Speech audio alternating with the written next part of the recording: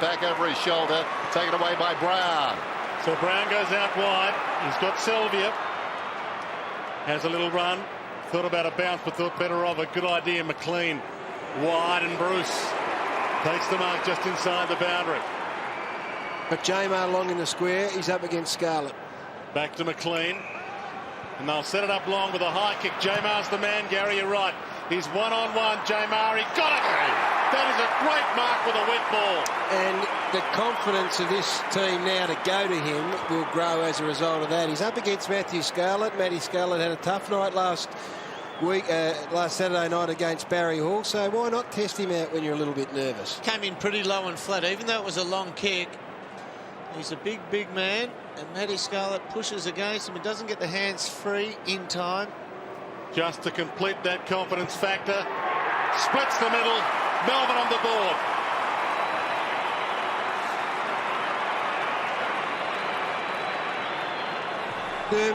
Defensive players, they're spoiling. They can be out of form in terms of their spoiling as well. Now, we know Matty Scarlett missed a couple of weeks through suspension. He struggled last week. You watch this, I just reckon his whole timing of this is out. He doesn't even get his arms up. The ball is there now, and look how slow his fists are. That's a very good call, guys. He's just probably trying to guard the square more than think about the... They couldn't take the mark. Johnston was there. Out to White. Rivers. Chip. And Bruce has got it on the wing for the Demons. To half forward. Uze. Not a big crowd, as you expect in these conditions. Here's Bruce, who's been in terrific form. Runs inside the forward 50.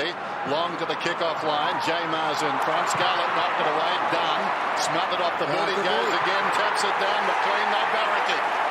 To go. Good boy. Now you got to barrack for a first gamer. Anyone in any colour, don't worry about the team. You've got to barrack for the first gamer, and he did well. Again, a great kick, top of the square. Look where he is, front and square, where you need to be. Had a shot, didn't get it, had the presence of mind then to hit it back down to McLean. I reckon that is fantastic thing. The thing about both these sides is when they get forward, go long and hard to the top of the square. Melbourne is from goal. Sorry, Jim. Melbourne to Scarlett. He went for the torpedo and he hits White. Chips it wide. Byron Pickett, isn't he paying his way? Short pass to Dunn. He's been in good form in the reserves. He kicked 3 goals from centre half forward in the VFL last week.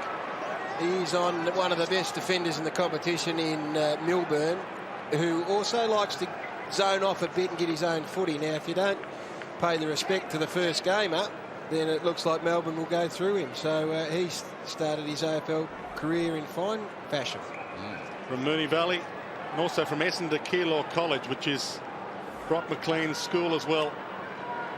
For his first goal in AFL football. He's had a couple of chances. Nice off the boot. Good kick. The kid's on the board. Yeah, and have a look at this. Always a great sight in footy. You get all the Melbourne boys running to the young man.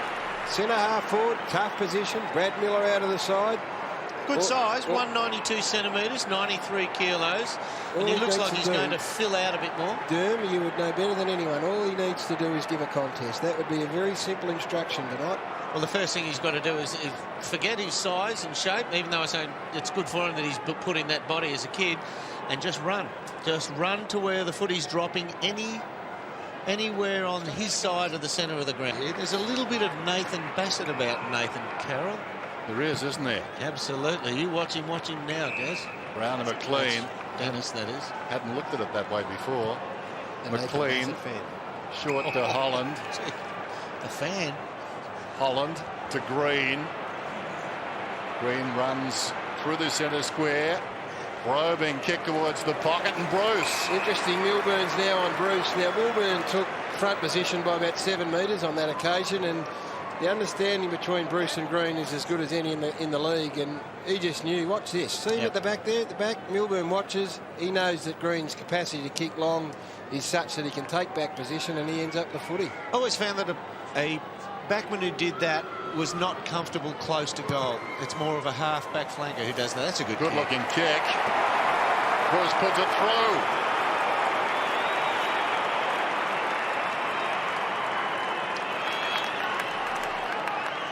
Because it was almost like the backman who played that far ahead of you did so because they wanted to force you out wide on the lead. So it was their safety because they recognised that they can't go with you off the mark.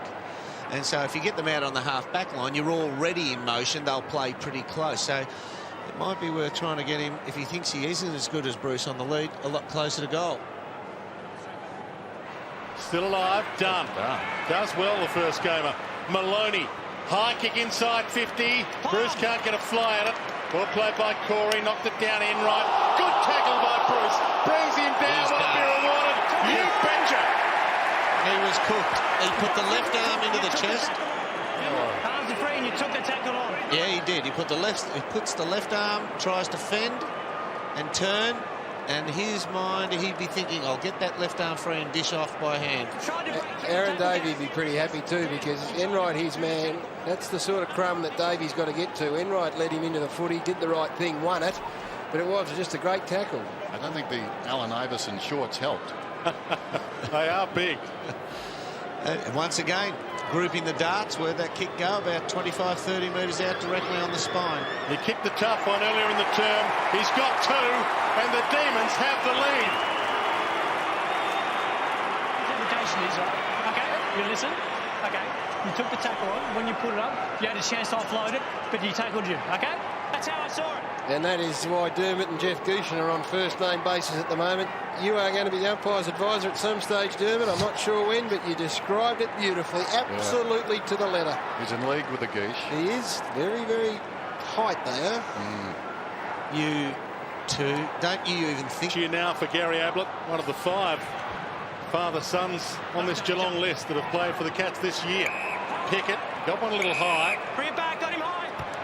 I reckon Brock McLean, by the end of his career, is going to be a pretty fair wet tracker too, dude. A good muddy. Yep. Byron goes long. Robertson. He read that beautifully. He knew he didn't have to fly into Egan. He just had to read it all the way into the arms. Right down the centre corridor. That is exactly where you want to be. Have a look at that. That's a beautiful shot. Right down the middle. Egan fell over. Even if he doesn't mark it, Crummer's there in a good position. Once again, we've got that grouping of the darts going into the forward 50. And some knee problems he's had to deal with this year. He's only kicked 1 goal each of the last 2 weeks. And he makes it a 1-point ball game.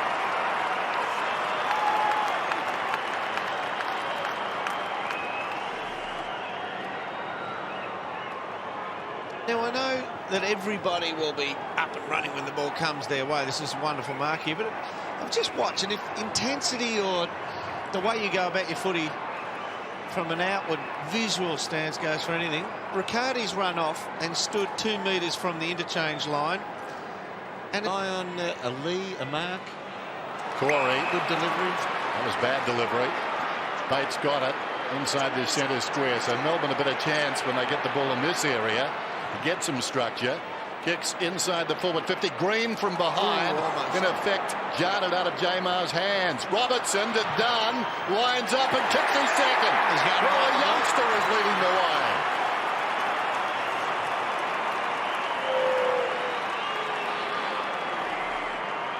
You call they've lost their structure, Gaz. The one player on their forward line who is still playing, well, out of the rule book as to how you should play, whether he's getting it much or not, is this young boy. He's leading up, and then he stands in front of the pack once the ball goes over his head. It's a double-edged sword, Dermot, because the other player that's been the big thorn in the side this quarter is Melbourne, who's just been dropping back off him and being a big thorn in... Advantage, but he missed it. Corey. Enright. Turnover, Bate.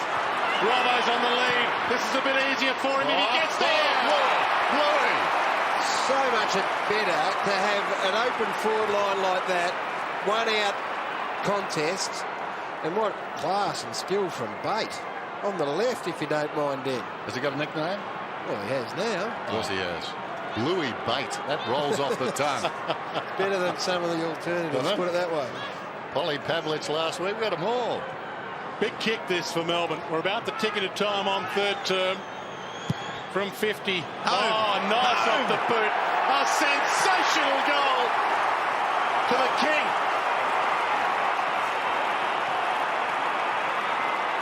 Doesn't feel like it, Dermot, but it felt like about a 7-goal difference between the two teams over the last 15 minutes. But it's back to 10 points. Melbourne have just got to manufacture it so they are 1 out up there. Yeah, wet weather. I mean, and you have a look at the 4 behinds more they've kicked, and that's where probably 4 shots at goal, where you're used to seeing the ball up in the Geelong forward line this quarter. But wonderful thing about these games, isn't it, when they played in wet weather? Keeps the score so close, it's alive till the end. They've won as much of the footy here, but the Cats have been better and more efficient. White down behind. Bate have to kick it now, just goes for distance. They've got men back this time. Wojcinski lost his opponent. Davey found the football.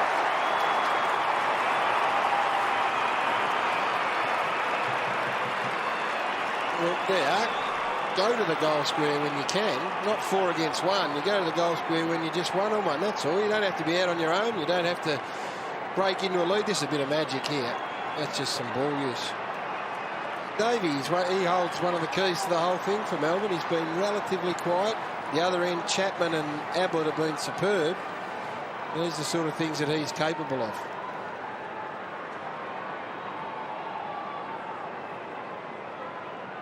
Well, Aaron Davey was the man who turned it around last week. 3-goal hero in that 4-point victory against the Kangaroos. And can he inspire them again? As I said earlier, his first loss as a coach against Melbourne, round 3, 2001. McDonald, wide of the pack, kicks it up towards the wing, skids on. Robertson did well, backed himself against the bouncing ball. McLean, wonderful second term, wonderful kick right there. Pickett, I think he wanted to go. Slade did pretty well. Gee, the McLean kick was great because there was absolutely nothing ahead of him. Not one Melbourne player ahead of him. Green. Well, how about that for finding space? Bate. Well, he's come from the opposing half-back flank, so he's run 100 metres through the play there to get into space and receive. Kicked a goal last week from about this distance. He's had a couple of good kicks tonight. The others have been less than convincing. I don't know if he'd be all that high on confidence, but he gets time to settle on this one. So Bate directly in front, kicks from right on the 50. Ball. Oh, well done. Well done.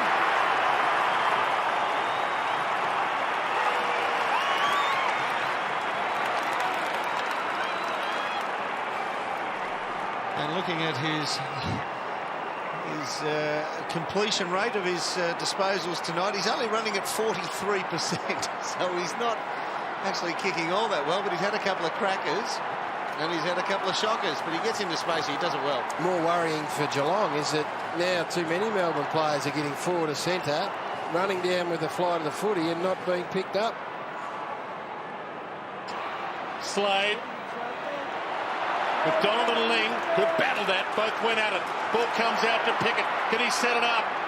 Loops it over the top. Good ball. Green, spearing pass. Robertson. One grab, not the second. Davey sidesteps, shoots it, and White's got it.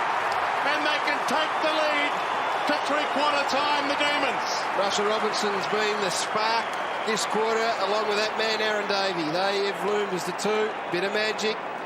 Look at this. He just threads a needle there, right through the middle. You're so right with that, Gaz, because in the first half they were getting great efficiency out of their kick the ball long to the spine, but in the last 10 minutes their structure is better when they've honoured, on every second occasion they've gone into their forward 50, they've honoured the Robertson lead. Now it's spreading the Geelong defenders. They were 21 points down, the Demons.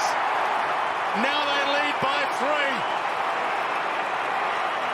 Well, it's shown a bit of character, and take your hat off to Neil Danaher by setting up in the manner that he did. I've got to say, I didn't like the structure, but what it's done is it's promoted more Melbourne players to run. Geelong have had a loose man in the back half, so that means when they do get possession across the middle, and Pickett's had a fair say in this, they know that they can't go long. So looks like somebody's had a year out of footy. He's going for distance. Robertson long towards the kick-off line. A lot of pushing. Nobody touched the football.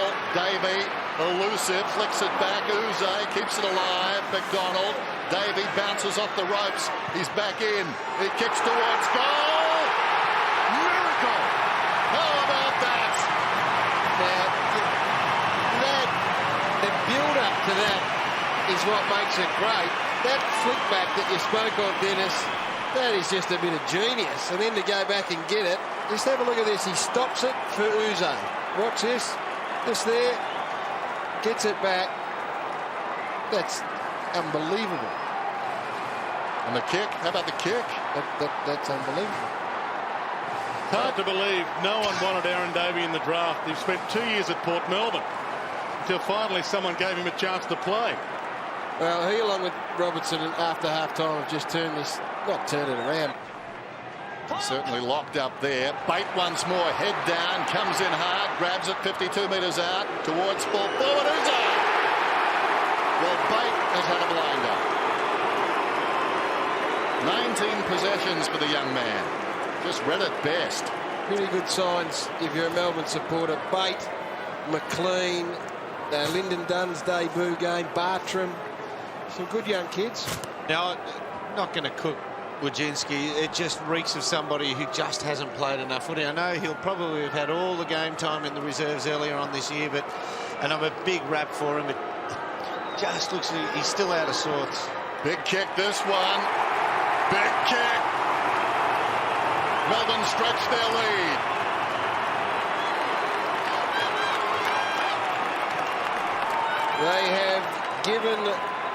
They've given themselves some heart attacks over the past 3 weeks, Melbourne, and their supporters and coach. 3 games decided by less than a goal. This has been, there's still plenty of time left, but it's been a pretty good, well, better than that, it's been a very good performance. They get the points and it'll become an outstanding performance. Fair bit of character, but the Cats still in it. Bartram, a little juggle. Well, chips it over the top. That's it. And Bell has got it. And Melbourne have got it. They've come from 21 points down to great victory. They've come from 3 losses to start the season to win 3 in a row. And they are jubilant. This season is back on track. And what about their last 3 games? Their last 3 wins, Melbourne, 5 points, 4 points and 6 points, and before that a 5-point loss. Yes, no matter who will deserve a beer tonight. I tell you, I reckon that's one of the best Melbourne victories I have seen for a long time. Let's listen to the song here at the MCG, Melbourne's home ground.